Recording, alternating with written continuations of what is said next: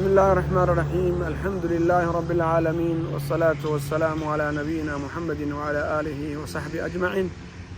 ولي وحينو كل حجرنا كلماتك إنه أمد ودردار مني وخير كأهين إلهنا سبحانه وتعالى وحن كبرنا أنك أنت كشقينيسا إن أجر بدن إلهي كسيو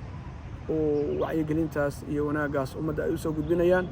سيدا ولالكين kanaalkiisa ka sheekee marka janalkan khayr fara badan bay dadku ku barteen ka sheekee waxaana ugu baaqaynaa dhammaan culimada Soomaaliyeed meel ay joogaanba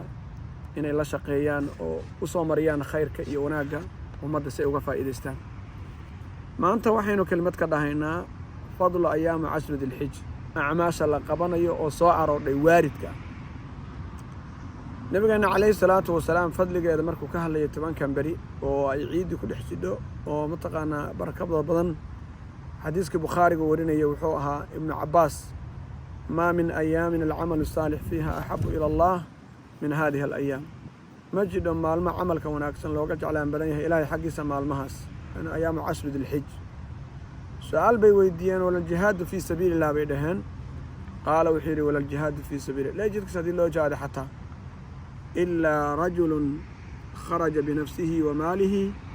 إلا نين لبحي نفتي سي مالكيسا ثم لم يرجع من ذلك شيء كاوح كفل لي بدل مركب نفتي سي مالكيسي ولبحي وأنا كتري كاوم با كفل لي بدل لكن انت كلا وحا كفل لي بدل أعمال صالحة وقفك لي من مالمها ستوانك. رواه إمام أحمد وحورنا ابن عمر سيدو كلمة من أيام أعظم ولا أحب إلى الله العمل فيهن من هذه أيام العشر فاكثروا فيهن بدية من التهليل لا إله إلا الله إنا كوردسان، والتكبير الله أكبر إنا كوردسان، والتحميد الحمد لله إنا كوردسان. وروي ابن حبان وحال قوريه في صحيحه عن جابر رضي الله عنه عن النبي صلى الله عليه وسلم قال أفضل الأيام يوم عرفة. مالمها أفضل لبن إنا يتاي مالك عرفة أو يبيش سقالتها ومالك اليوم الحج عرفة ليري dadka marka xajka jooga maan inta kala dhan inay soomaan ayaa sunna ah waana amal weyn oo Ilaahay subhanahu wa ta'ala agtiisa laga helayo. marka maalmahaas acmaasha la sameeyo oo ognahay qaar oo waxa kamid ah koow ka ah adaa'ul hajj wal umrah wa huwa afdalu ma yu'mal wax la sameeyo wax ugu fadli badan weey. arinta labaadna waxa weeye siyaam hadhihi al-ayam in la soomo ma tayassara minha wixii u fududaata وبالأخص يوم عرفة sida waaridka ah oo soo arooday oo naska cadeeyna ومالك عرفة. لكن ولا شك أن جنس الصيام من أفضل الأعمال إنه سكيه وهو مما اصطفاه الله لنفسه أي تهي حيالله إله نفسه أدورت إنه كعب المريعيد صمته إنه يتهي إيضنا ولقتريه ويرى الصوم لي وأنا أجزي به صوم كأنا لي أنا كعب المريني مركز سيدا درادين وفك عمل وناكسن لي ما هذا مال ماس قرآن آخر انتهى كم ذا وحكم ذا التكبير والذكر في هذه الأيام ويذكر اسم الله في أيام معلومات وحيكون فسنا أيام معلومات كاس وحيكون فسنا أيام عشر أيام معدودات كانوا وحلقوا فسنا أيام التشريق مركا وحل ربا قف إنه لي ماذا انتو ككرك ذكر إلهي سبحانه وتعالى. أنت أفراد وحي تهي التوبة والإقلاع عن المعاصي وجميع الذنوب. maalmahaas dambiga alla timaada waa ka weyn dambiyada kale maalmaha kale khayrka alla timaadaana ilaahay xaqiisa waa looga jeclaan badan yahay. sida daraadan marka waliqlaacu an almacaasi wa jamiic dunub inuu qofku sameeyo hatta intuu ka helayo qofkaas dambi dhaaf iyo raxma hayala sababta caasidu waxay qofka u keentaa inay ilaahay mataqaana raxmadiisa ka fogeyso. taacaduna waxay sabab u tahay inay u dhaweyso ilaahay subhanahu wa ta'ala jannadiisa iyo maghfiradiisa.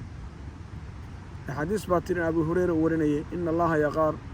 وغيرة الله أن يأتي المرء ما حرم الله عليه.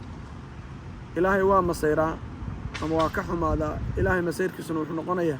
قفك إنه لي ماذا وإلهي كحرم متفق عليه. أما معصي أما بين أما اللعنة أما متقانا حران أو بريري أما الربا وعني أو بريري ما صدن وحنا متاعي حيال إلهي كحرميه. قرب السنوات أو مالمها لسمينا وحكمنا كثرة الأعمال الصالحة إن أعماشه وناكتن لبصده سيدان سنياسة صلاة صدقة قراءة القرآن وناقو دادك لفرا عمانتو لغا ريبا كلها فإنها من أعمال التي تضاعف في هذه الأيام والله لا لابي qodobka aarinta lixaad oo la samayn kara waxaa ka mid ah maalmaha wax la jideeyey markii ciida la gaaro في هذه الأيام التكبير المطلق في جميع الوقت من ليل أو نهار إلى صلاة العيد laga gaaray markii maalin duhurkaas ay bilaabaysaa mutlaq baa la dhahaa kibaartaas ilaa inta laga gaarayo fajarka iyo maqribka markii maqribka la gaaro ama fajarka la gaaro muqayyad ay noqonaysaa shanta salaadood gadaashooda ayaa la kibaaranayaa inta ka awoodid waxyaalaha la jiday waxaa ka mid ah oo lixaad al-udhiya fi yawm an-nahr in la sameeyo udhiyada ayaam tashriiqana waa la sameyn karaa maalinka labaad maalinka saddexaad inta waa la sameyn karaa maalinka koowaad waa ciida maalinka labaadna waa maalinka mataqaana iyo saddex maalmood ka dambeeya ayaamu tashriiq leh ayaamu tashriiq ayaamu akl wa shurb waxaa kaloo halkaa ku jira mas'alo muhiim ah qofkii isniin ama khamiis soomi jiray hadday waafaqdo ayaamu tashriiqa hal qof baa loo ogolyahay inuu soomo inta kale looma ogola qof xajka joogay oo hadiyad keeni waayay ayaamu 10 dilxij marka ayaamu tashriiqa saddexdaa bari 3 في الحج و7 إذا رجعت تلك 10 كاملة ذلك لمن لم يكن أهله حاضر المسجد الحرام marka saas aan oranaya qofkaas saddexda bari waa iska soomi karaa sida culimadu ay sheegaan mufassiriinta inta badan marka laakiin qof kale isniinta qofkii soomi jiray haday isniin ka waafaqdo ama khamiis ka waafaqdo ama ayaamul biidka maalmaha kale u bedelanaysa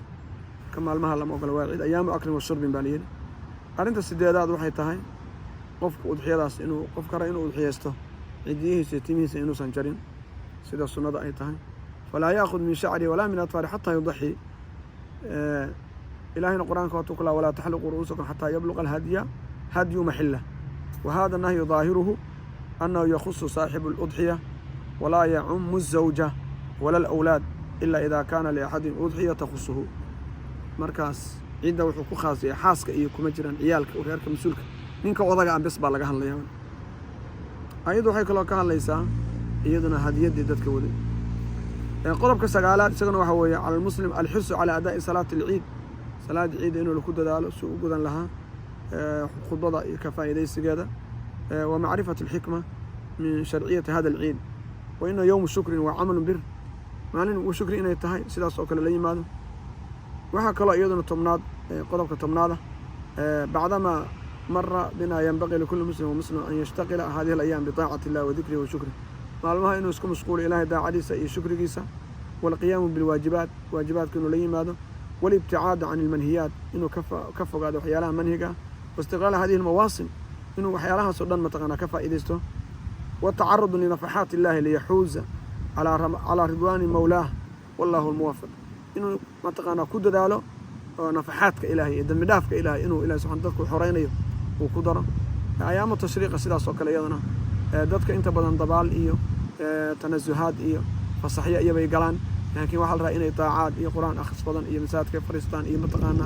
i'tikaaf badan iyo inay la yimaadaan ayaa la doonayaa laakiin dadka xujayda iyo dadka umra joogay acmaal fara badan baa u taala oo markaas ay arrimadaadka iyo inay gantaaniin laakiin inaga waxa leena ka rabaa inaynu carabkeena iyo afkeena iyo adinkeena ba ilaalino inaynu dunuubta ka fogaano mar kastaba maalmahaasna si gaara quraankeena aan akhrisano wardiga iyo ducaadka inaan ducada ilaahay aan barino نبينا كسلنا صلى الله عليه وسلم كلمتنا كسب 10 برينا انت اصلا كسو كوبينا السلام عليكم ورحمه الله وبركاته.